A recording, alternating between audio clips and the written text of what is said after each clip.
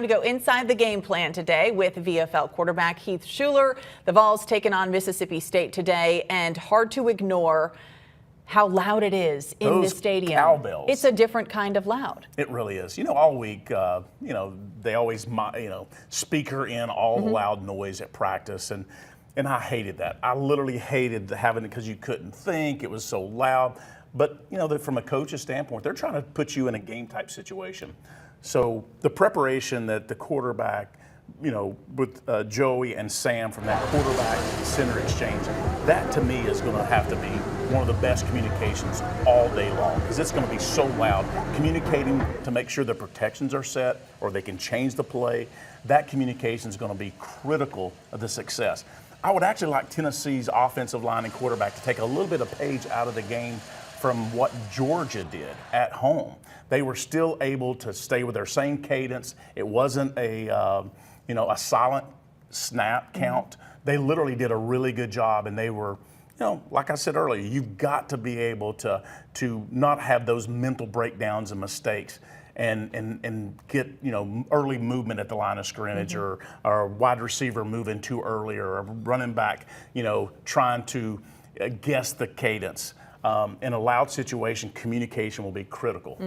That's going to be an extra challenge today. But so far, quickly, you like what you've seen between Sam Pendleton and Joey Aguilar? Yeah, for such a short period of time of them working together. I mean, I always thought that was going to be the biggest, having lost Cooper Mays at that line of scrimmage, because he was such a leader.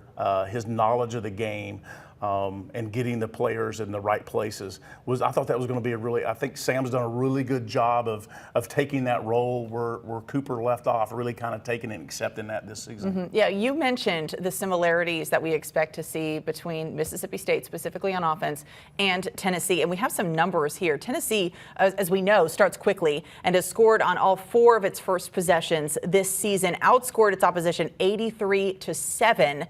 In the first quarter. Mississippi State, kind of a similar story here, has also scored on all 4 of its first possessions, outscored its opposition 55-6. Something has to give. Yeah, there's a mirror image there. And to add to that statistic, last season in the first quarter, we're 83-4. We were only at 102 all of last season. Wow. So we are more than, we're at 80% plus there already through 4 games. But what will have to happen, it's whichever defensive coordinator wins it. I mean, that's what it's really going to come down to. And I'm putting my money on Coach Banks, that he's going to be so prepared and so ready for going into this game. And the other thing, we talked about the crowd noise, how challenges is going to be on the offense. Now think about the other consideration that happens. On the road, our defense gets to communicate better. So I think it's going to be an advantage to us, the Volunteers, to be able, our defense can communicate better because the crowd noise is not a problem. And that's something that you expect to see. You said that this morning. That's something that you'd like to see more out of. It's going to be a good opportunity for them today. Because what has been happening, I mean, we're loud in Neyland Stadium. I mean, that's the loudest environment in the country. So they have to communicate, defensively, no different than we're talking about how we have to do it offensively. And we've had some breakdowns this year. Young guys, new positions, lack of experience.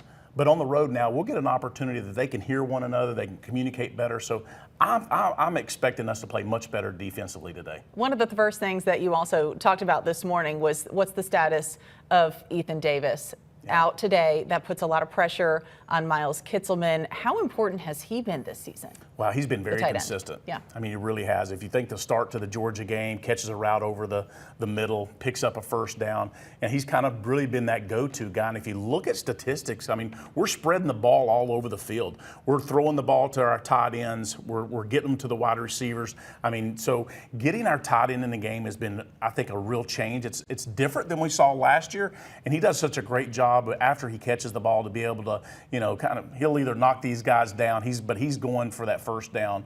Got to do a better job offensively of getting the backs and getting them catch the ball out of the backfield so we can be a little bit more balanced and it's just not a tight end wide receiver core that's catching the ball. Well, let's talk about the run game. Tennessee's been pretty effective on the road when they can get an effective run game going.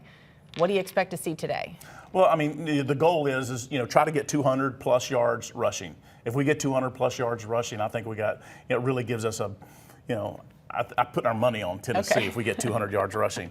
The running game kind of established, we want a balanced offense, right? We want to keep the defense off balance. So on third and 3 to 3rd and 5 or even 3rd and 6, if you're established a really good running game, that defensive coordinator doesn't know if you're going to run the ball or you're going to throw it.